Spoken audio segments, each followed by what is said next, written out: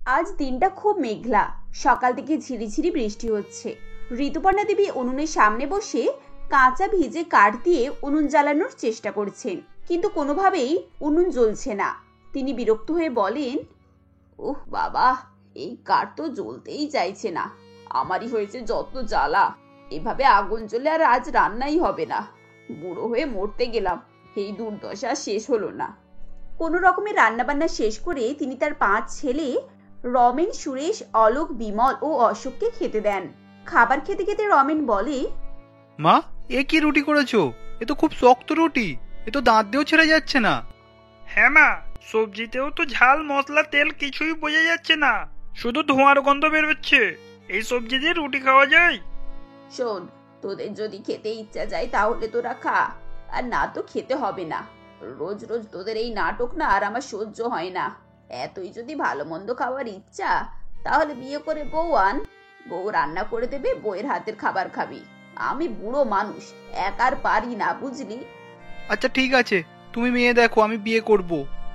এরপর ঋতুপর্ণা দেবী তার 5 ছেলের জন্য মেয়ে দেখা শুরু করেন। কয়েকদিনের মধ্যে তিনি আশা দেবীর 5 মেয়ে জলি, লিলি, পলি, বিনা ও তুলির সঙ্গে তার ছেলের বিয়ে দেন। বিয়ে করে যখন 5 বউ তাদের শ্বশুর বাড়িতে আসে, তখন ঋতুপর্ণা দেবী বলেন, এসো এসো আমার নতুন বৌমারা, এই গরিব শ্বশুর বাড়িতে তোমাদের স্বাগতম। এই কলসিগুলোতে পা দিয়ে ফেলে তোমরা ভেতরে ঢোকো। এরপর তারা 5 বউ কলসি ফেলে ভেতরে ঢোকে। তাদের বাড়িটা ছিল অনেক দিনের পুরানো, বিভিন্ন জায়গায় জায়গায় ভাঙা ছিল। 5 বউ বাড়ির ভেতরটাকে ভালো করে দেখে আর বলে, মা, বাড়ি নতুন হোক বা পুরনো রাজমহল বা কুঁড়ে ঘর, বাড়িতে তৈরি হয় বাড়ির মানুষের ভালোবাসা দিয়ে। ভালোবাসা না থাকলে কোনো রাজমহল কাজেরই আসে না, আর ভালোবাসা থাকলে মাটি কুঁড়ে ঘরও স্বর্গ মনে হয়। হ্যাঁ মা, বাড়িতে যদি প্রত্যেকটা মানুষ প্রত্যেকটা মানুষকে ভালোবাসে আর একে অপরের সমস্যার সময় পাশে দাঁড়ায়, তবেই না বাড়ি বাড়ি বলে মনে হবে। বৌমাদের কথা শুনে ঋতুপর্ণা দেবীর চোখে জল চলে আসে।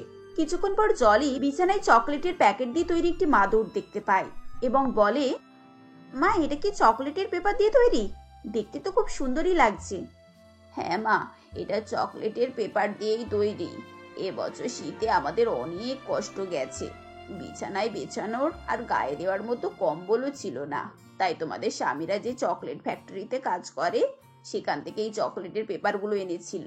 আর আমি সেগুলোকে সেলাই করে করে এই কম্বল বানিয়েছি, আর একটা মাদুরও বানিয়েছি। বাহ মা, এ তো দারুণ সুন্দর। মা, আপনার তো খুব ট্যালেন্ট রয়েছে। এগুলোতে নিশ্চয়ই খুব ভালোই শীত কাটে। হ্যাঁ মা, এগুলোতে তো শীত ভালোই কাটে। এ বছরে এগুলো গায়ে দিয়েই আমরা আরাম করে ঘুমিয়েছি। গরিব শ্বশুর বাড়িতে তারা 5 বউ মিলেমিশে সংসার করতে থাকে। তাদের স্বামীরা চকলেট ফ্যাক্টরিতে কাজ করত এবং কষ্টে শিষ্টে শুকনো রুটি, সবজি এসব খেয়েই তাদের দিন কাটতো। কিন্তু তাও তারা শান্তিতেই ছিল। একদিন সকালে লিলি তার বোনেদের কাছে এসে বলে, আজকে কি রান্না হবে? বাড়িতে তো কোনো সবজিই নেই, আর মাসের শেষ, টাকা পয়সাও হাতে নেই। এমন সময় জলি বাইরে থেকে এক গোছা ধনেপাতা নিয়ে ঘরে ঢোকে এবং বলে, এই নে, এই ধনেপাতাগুলো দিয়ে সুন্দর করে চাটনি তৈরি কর। আজকে ধনেপাতার চাটনি দিয়ে রুটি খাওয়া হবে। আরে দিদি, তুমি এতগুলো ধনেপাতা কোথায় পেলে? দেখে তো বেশ তাজাই মনে হচ্ছে। আমি কিছুদিন আগে ঘরের পেছনের জায়গাটায় কিছু ধনেপাতা আর পালং শাকের দানা ছড়িয়েছিলাম। সেখানেই তো এই ধনেপাতা আর কিছু পালং শাক হয়েছে। আজ ধনেপাতা চাটনি করে নে, কাল না হয় পালং শাক তুলে দেব। এরপর সব বোনেরা মিলে রুটি আর ধনেপাতার চাটনি করে।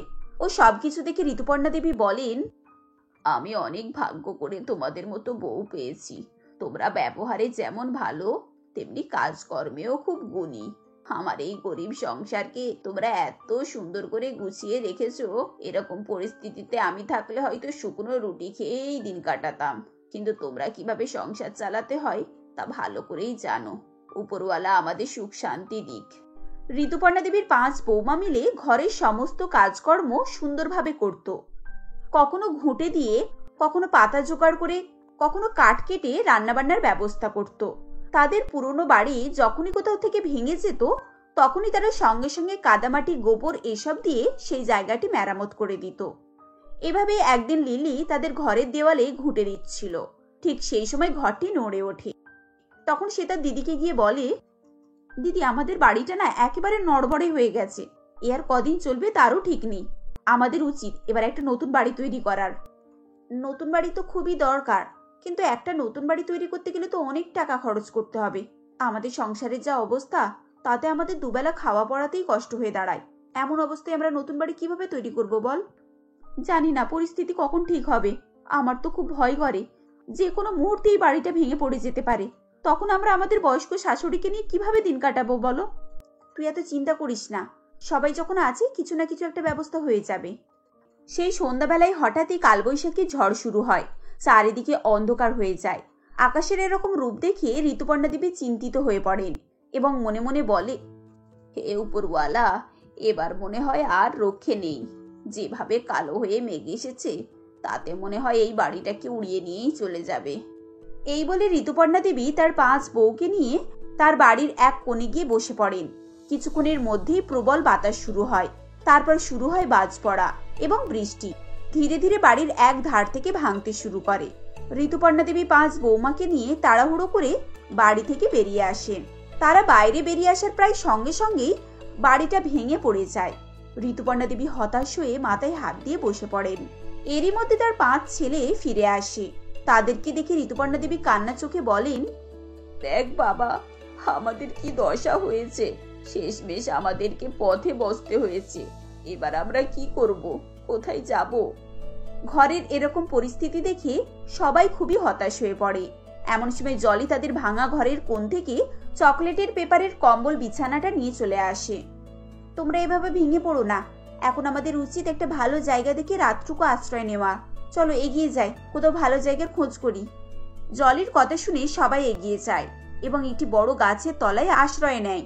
তারা সেই চকলেটের পেপারের মাদুরটি বিছিয়ে আরাম করে বসে। ঝড় কমে আসার পর তারা কাঠকুটো জোগাড় করে এবং আগুন ধরায়, আর রাতটুকু সেখানেই কাটায়। সকালবেলা ঋতুপর্ণা দেবী বলেন, বৌমা, এবার আমরা কোথায় যাব? কিভাবে আমাদের জীবন কাটবে? আমার মাথায় তো কিছুই আসছে না। মা, সারা রাত চিন্তা ভাবনা করে একটা কথা আমার মাথায় এসেছে। আমরা যদি এই চকলেটের র্যাপার দিয়ে আমাদের ঘর বানাই, তাহলে কেমন হবে? কি, চকলেটের র্যাপার দিয়ে ঘর বানাবে? সেটাও কি সম্ভব? কেন সম্ভব নয় মা? চকলেটের র্যাপার দিয়ে মাদুর, কম্বল এসব বানাতে পারেন, তাহলে আমরা ঘরের দেওয়াল কেন বানাতে পারবো না? তবে আমার একটু সাহায্য লাগবে। জলির কথা শুনে সবাই মনে একটু সাহস পায় এবং ঋতুপর্ণা দেবী বলেন, কি সাহায্য লাগবে তুমি বলো মা, আমরা সবাই আমাদের সাধ্য মতো সাহায্য করতে রাজি আছি। ঠিক আছে, তোমরা 5 ভাই তোমাদের কোম্পানি থেকে চকলেটের র্যাপার বেশি করে নিয়ে আসবে। আমরা সেগুলো সেলাই করে বড় বড় তিরপলের মতো তৈরি করব। আর মা, আপনি আমাদেরকে সাহায্য করবেন। এরপর 5 ভাই সেদিন ফ্যাক্টরি থেকে বেশি করে র্যাপার নিয়ে আসে। সেই র্যাপার নিয়ে 5 বউ এবং শাশুড়ি মিলে সেগুলোকে জুড়ে জুড়ে বেশ মজবুত তিরপল তৈরি করে। এরপর 5 ভাই মিলে জঙ্গল থেকে কাঠ কেটে আনে। কাঠ দিয়ে তারা সবাই মিলে মজবুত কাঠামো তৈরি করে। এরপর তিরপল দিয়ে সেই কাঠামো ভালো করে ঘিরে দেয়। বাড়িটিকে দূর থেকে দেখতে একেবারে চকলেটের বাড়ির মতো দেখাচ্ছিল। আশেপাশে যেই বাড়িটিকে দেখে সেই আগ্রহী হয়ে কাছে দেখতে আসে। বাড়ি তৈরি হয়ে গেলে তারা 5 ভাই 5 বউ এবং ঋতুপর্ণা দেবী বাড়ির ভেতরে প্রবেশ করেন এবং বলেন, যাক, এতদিন পর আমি আমার আশ্রয় ফিরে পেলাম। সত্যি বৌমা, তোমরা অসম্ভবকেও সম্ভব করে দেখালে। এভাবে চকলেটের র্যাপার দিয়েও যে বাড়ি তৈরি করা যায়, তা আমি কল্পনাতেও আনতে পারতাম না। কিন্তু তোমরা সেটাকে সত্যি করে দেখালে। মা একেবারে ঠিক কথা বলেছে। আমরা তোমাদের দিয়ে কাজ করাচ্ছিলাম ঠিক কথা, কিন্তু আমাদের একটু হলেও সন্দেহ হয়েছিল যে আদৌ এই বাড়ি তৈরি হবে কিনা। কিন্তু আজকে দেখলাম মনের জোর আর পরিশ্রম করলে সবকিছুই হয়। আমরা তোমাদের মতো বউ পেয়ে সত্যি ভাগ্যবান। তোমরা কখনোই আমাদেরকে ছোট বড় কথা শোনাওনি। এত কষ্টের মধ্যেও তোমরা সবকিছু মেনে নিয়েছো। উপরন্তু আমাদের সংসারের উন্নতির জন্য তোমরা সব রকম চিন্তা ভাবনাও করেছো। আর আজকে তোমাদের জন্য এই সুন্দর আশ্রয়টা আমরা পেয়েছি। আমরাও তোমাদের সবাইকে জীবন সাথী পেয়ে খুব খুশি। আর মায়ের তো কোনো জবাবই নেই। মা তো আমাদেরকে নিজের মেয়ের মতো করেই আমাদেরকে ভালোবাসেন। তাহলে আমরা যখন এত ভালোবাসা পাচ্ছি, তাহলে সেটা তো ফিরিয়ে দেওয়ার দায়িত্ব আমাদেরই, তাই না? একে অপরের প্রশংসা করে এবং সুখে শান্তিতে তাদের চকলেট র্যাপার বাড়িতে থাকতে শুরু করে। তারা গরিব হলেও খুবই সুখী ছিল।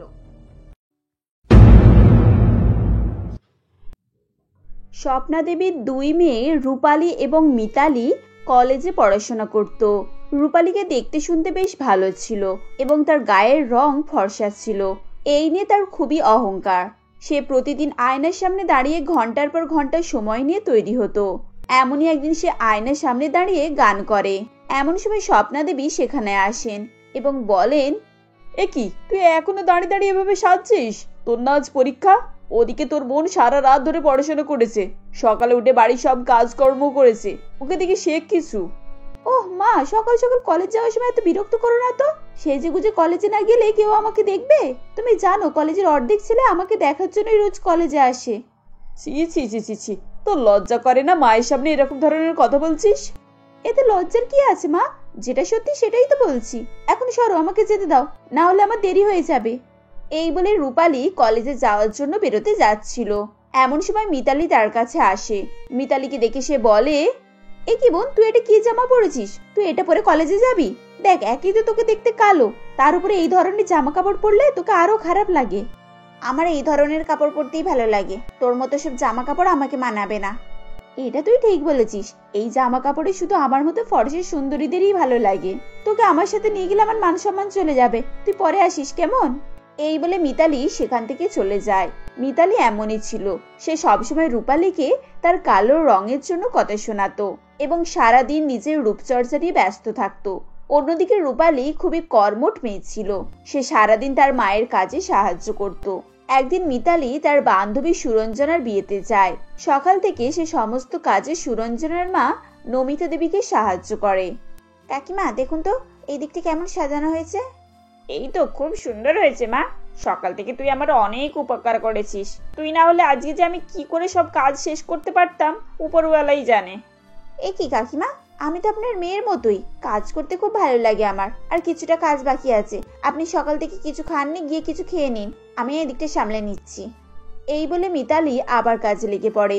এমন সময় বিয়ে বাড়িতে কল্পনা দেবী নামক এক মহিলা নমিতা দেবীর কাছে আসে এবং বলে, হ্যাঁ রে নমিতা, আমি অনেকক্ষণ থেকেই লক্ষ্য করছি ওই মেয়েটা চটপট করে কত কাজ করছে, আর ওর কাজ কি পরিষ্কার। এখন দেখলাম কথাবার্তাও খুব মিষ্টি। এই মেয়েটা কে রে? কে, তুমি মিতালির কথা বলছো? ও তো সুরঞ্জনের বান্ধবী। তুমি ঠিকই দেখেছো, মেয়েটি খুব কাজের, আর ওর ব্যবহারও খুব ভালো। আমি আমার ছেলের জন্য ঠিক এরকমই একটা মেয়ে খুঁজছি রে, তুই আমাকে ওদের বাড়ির ঠিকানাটা দে, আমি গিয়ে ওর মায়ের সাথে কথা বলবো। এরপর কল্পনা দেবী মিতালির ঠিকানা নিয়ে তাদের বাড়িতে গিয়ে উপস্থিত হয় এবং কল্পনা দেবীকে তার বড় ছেলে জয়ের সঙ্গে মিতালির বিয়ের কথা বলেন। এই কথা শুনে স্বপ্না দেবী বলেন, দিদি ভাই, আমি আপনার প্রস্তাবে খুবই খুশি হয়েছি। আপনারা আমার মেয়েকে আপনাদের বাড়ির বউ করে নিয়ে যাবেন, এটা তো আমার সৌভাগ্য। কিন্তু দিদি, আমার বড় মেয়ে রূপালীর বিয়ে না দিয়ে আমি ছোট মেয়ের বিয়ে এই মুহূর্তে দিতে পারবো না। তাহলে তো কোনো সমস্যাই নেই, আমার দুই ছেলে, আপনি আপনার দুটো মেয়ের সঙ্গে আমার ছেলেদের বিয়ে দিয়ে দিন। এই প্রস্তাবে স্বপ্না দেবী রাজি হয়ে যান। 1 মাস পরে কল্পনা দেবীর বড় ছেলে জয়ের সঙ্গে মিতালির এবং ছোট ছেলে নীলের সঙ্গে রূপালীর বিয়ে হয়ে যায়। বিয়ের পর নতুন বৌমাদের গৃহপ্রবেশ করে কল্পনা দেবী বলেন, দেখো বৌমারা, উপরের তলাতে মিতালি বৌমা থাকবে আর নিচের তলাতে রূপালী বৌমা। কল্পনা দেবীর কথা শুনে রূপালী দেখে যে নিচে রান্নাঘর রয়েছে। তখন সে মনে মনে বলে, এই বাড়ির নিচের তলায় রান্নাঘর, তার মানে আমাকে রান্না বান্না করতে হবে। যত ঝামেলা নিচের ঘরেই হয়। না না না, আমি নিচের তলায় থাকবো না, কিছু একটা উপায় বার করে উপরতলার ঘরে থাকার ব্যবস্থা করতে হবে। এইসব ভাবতে ভাবতে রূপালী তার শাশুড়ি মাকে কল্পনা দেবীকে বলে, মা, আমার অনেকদিনই স্বপ্ন ছিল আমার বিয়ের পর আমি দোতলায় থাকবো। তাছাড়া আমি থাকি আর আমার বোন থাকে, সেই তো একই ব্যাপার। কি বলিস বোন, তোর নিচে থাকতে কোনো সমস্যা হবে না তো? না না, সমস্যা কিসের আছে, তুমি বরং উপরেই থাকো, আমার নিচে থাকতে কোনো রকমের অসুবিধা নেই। তোমাদের দু বোনের কোনো সমস্যা না থাকলে আমার আর কিসের সমস্যা। যাও, এবার যে যার ঘরে গিয়ে ফ্রেশ হয়ে নাও। বিয়ের পরের দিন থেকে মিতালি বাড়ির সমস্ত কাজকর্ম করতে শুরু করে দেয়। সকালে উঠে রান্না করা, ঘর পরিষ্কার করা, সবাইকে খাওয়া দাওয়া দেওয়া, সব কাজই সে একা হাতে সামলাতো। অন্যদিকে রূপালী সারাদিন নিজের ঘরের মধ্যে বসে থাকতো এবং আয়নায় নিজেকে দেখে সাজ শৃঙ্গার করত। কল্পনা দেবী এই সমস্ত কিছুই লক্ষ্য করেন এবং তিনি রূপালীর কাছে গিয়ে বলেন, বৌমা, তুমি একটু গিয়ে মিতালির হাতে হাতে কাজগুলো করে দাও না, ও বেচারি সকাল থেকে সমস্ত কাজ একাই করছে। না মানে, আমি তো কাজ করতে যেতাম, কিন্তু দেখুন না, কাল দুপুর থেকে আমার কোমরে খুব ব্যথা করেছে, আমি তো সোজা হয়ে দাঁড়াতেই পারছি না। না হলে ওই সমস্ত কাজকর্ম আমার কাছে কোনো ব্যাপারই নয়। আচ্ছা ঠিক আছে, আজ তোমার কোমরে ব্যথা, তাই আজকে দিনটা রেস্ট নিয়ে নাও, আমি বড় বৌমাকে বলছি, ও ম্যানেজ করে নেবে। এভাবেই দিন যায়, কিন্তু রূপালী কখনোই নিচে নেমে মিতালির কাজে সাহায্য করে না। কল্পনা দেবী বেশ কয়েকবার তাকে কাজের কথা বলেন, কিন্তু এতে কোনোই কাজ হয় না। তিনিও বলা ছেড়ে দেন। একদিন সকালবেলা কল্পনা দেবী রূপালীকে বলেন, ছোট বৌমা, ও ছোট বৌমা, উপর থেকে ডিনারের সেটটা নিয়ে আসো তো। আজকে তোমার পিসি শাশুড়িরা আসছেন, দুপুরে সব খাওয়া দাওয়া করবে। দূর বাবা, এখন সব উপর থেকে টেনে টেনে নিচে নিয়ে যাও, ভালো লাগে না। এরপর সে ডিনার সেটগুলোকে নামিয়ে রাখে। ওগুলো বেশ ভারী ছিল। সে ওপর থেকে সেটগুলোকে সোফার উপরে ফেলতে থাকে। প্রথমে কয়েকটা প্লেটের কিছু হয় না, কিন্তু তারপর বাকি প্লেট বাটি সব মেঝেতে পড়ে ভাঙতে শুরু হয়। এসব দেখে কল্পনা দেবী ভীষণ রেগে যান এবং তিনি চিৎকার করে বলেন, আরে এটা কি করছো তুমি? তোমার কি মাথা টাথা খারাপ হয়ে গেছে নাকি? উপর থেকে এগুলো এরম করে কেউ ফেলে? কোনো কাজের নয়, না কোনো বুদ্ধি আর না কোনো গুণ। আগে যদি জানতাম তুমি এ ধরনের একটা মেয়ে, তাহলে কখনোই আমার ছেলের সঙ্গে তোমার বিয়ে দিতাম না। কল্পনা দেবীর কথা শুনে রূপালী ভয় পেয়ে যায় এবং সে দৌড়ে নিজের ঘরে যায় ও দরজা বন্ধ করে বিছানায় শুয়ে পড়ে। এদিকে মিতালি কল্পনা দেবীকে বোঝায় এবং ভাঙা প্লেটগুলোকে তুলে মেঝে পরিষ্কার করে। কয়েকদিন পর একদিন মিতালি রূপালীর কাছে এসে বলে, দিদি, আমি আর মা একটু বাজারে যাচ্ছি। দোকানে সমস্ত জিনিসপত্র আর কিছু কাঁচা বাজার কিনতে হবে। তুমি আমাদের সঙ্গে যাবে? না না, ওসব বাজারে আমি যেতে পারবো না, তোরাই যা, আমি একটু রেস্ট করি। আচ্ছা ঠিক আছে, রান্নাঘরে ভাত তরকারি সবকিছুই ঢাকা দেওয়া আছে, তোমার খিদে লাগলে তুমি খেয়ে নিও, কেমন? এই বলে মিতালি সেখান থেকে চলে যায়। এদিকে কিছুক্ষণ পর রূপালীর খিদে পায় এবং সে ওপর থেকে খাওয়ার জন্য নিচে নেমে আসে। আসার সময় সিঁড়িতে হঠাৎ পা জড়িয়ে সে পড়ে যায় এবং মাথায় চোট লেগে অজ্ঞান হয়ে যায়। বাজার থেকে ফিরে কল্পনা দেবী এবং মিতালি রূপালীকে দেখে দৌড়ে আসে। আরে এটা কি করে হলো? এ কিভাবে এখানে পড়ে গেল? বৌমা, তাড়াতাড়ি অ্যাম্বুলেন্স ডাকো, একে এক্ষুনি হাসপাতালে নিয়ে যেতে হবে। এরপর মিতালি অ্যাম্বুলেন্স ডাকে এবং তারা অ্যাম্বুলেন্সে করে রূপালীকে হাসপাতালে নিয়ে যায়। হাসপাতালে ডাক্তারবাবুর কাছে গিয়ে কল্পনা দেবী বলেন, ডাক্তারবাবু, আপনি আমার বৌমাকে কেমন দেখলেন? ভয়ের কোনো কারণ নেই তো? ওর কোনো গভীর আঘাত লাগেনি তো? দেখুন, আপনার বৌমার পায়ের হাড় ভেঙে গিয়েছে, আমরা প্লাস্টার করে দিচ্ছি। এখন 3 মাস ওনাকে বেড রেস্টে থাকতে হবে। ওনার মুখে শুনলাম উনি নাকি সিঁড়ি থেকে নাম দিকে পড়ে গিয়েছে। খুব ভালো হয় ওনাকে সিঁড়ি থেকে ওঠা নামা না করতে দিয়ে নিচের তলায় নিয়ে আসলে। ঠিক আছে ডাক্তারবাবু, আপনি যা বলবেন আমরা তেমনই করব। এরপর রূপালীকে একতলায় নিয়ে আসা হয় এবং মিতালি দোতলায় থাকতে শুরু করে। ভাঙা পানির রূপালী সারাদিন বিছানায় শুয়ে থাকতো। এইভাবে এক জায়গায় শুয়ে থাকতে থাকতে সে খুব বিরক্ত হতে থাকে এবং মনে মনে বলে, কি করতে যে আমি দোতলার ঘরে থাকতে গেলাম? দোতলায় না থাকলে আজকে আমার এই দশা হতো না। এখন তো আমার বাইরে বেরোতে মন হয়, কাজকর্ম করতে ইচ্ছে করে। এমন সময় মিতালি ঘরে ঢোকে এবং বলে, দিদি, তোমার দুপুরের খাবার আমি এখানে দিয়ে যাচ্ছি, খেয়ে নাও। আমার খেতে ইচ্ছে করছে না রে, আমার খুব কষ্ট হচ্ছে রে বোন, আর যা কিছু হয়েছে সব আমার পাপের ফল। আমি তোর সঙ্গে যা যা করেছি তার জন্য আমি খুবই দুঃখিত, আমাকে ক্ষমা করে দে রে। এ বাবা দিদি, তুমি এভাবে বলছো কেন? দেখবে খুব তাড়াতাড়ি তোমার পা ঠিক হয়ে যাবে আর তুমি সুস্থ হয়ে যাবে, আগের মতো হেঁটে চলে বেড়াবে। আগে যখন সুস্থ ছিলাম তখন সারাদিন ঘরের ভেতরে বসে থাকতাম, কোথাও বের হতাম না। আর এখন যখন আমি হাঁটতে পারি না তখন বাইরে বেরোতে ইচ্ছা করছে, তোদের সঙ্গে বাজারে যেতে ইচ্ছা করছে। এসব কথা বলতে বলতে রূপালী কেঁদে ফেলে। রূপালীকে এভাবে কাঁদতে দেখে মিতালি তাকে সান্ত্বনা দেয়। দেখতে দেখতে কিছুদিন পর রূপালী সুস্থ হয়ে ওঠে এবং সে হাঁটাচলা শুরু করে। এরপর থেকে রূপালী আর আগের মতো আলসেমি করে না। সে মিতালিকে সমস্ত কাজ করতে সাহায্য করত এবং তারা 3 বউ শাশুড়ি মিলে একসঙ্গে বাজারে যেত। এভাবেই তারা সুখে শান্তিতে বসবাস করতে থাকে।